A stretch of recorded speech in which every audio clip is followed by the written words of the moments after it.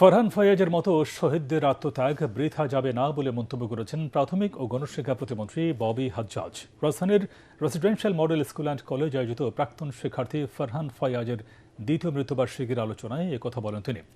কলেজের অধ্যক্ষ brigadier general doctor জাবির হোসেনের সভাপতিত্বে আলোচনায় অংশ নেন ফরহান ফয়াজের বাবা শহীদুল ইসলাম ভূঁইয়া সহ তার শিক্ষক ও সহপাঠীরা।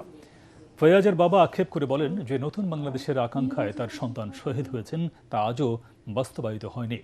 এর আগে গান ও কবিতায় ফয়াজকে স্মরণ করে রেসিডেন্সিয়াল মডেল স্কুল অ্যান্ড কলেজের শিক্ষক ও শিক্ষার্থীরা।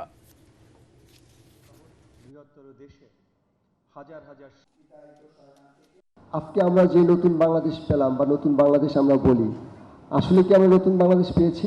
বীর সন্তানদের জন্য আমরা দুঃখ করি না, আমরা তাদেরকে সেলিব্রেট করি।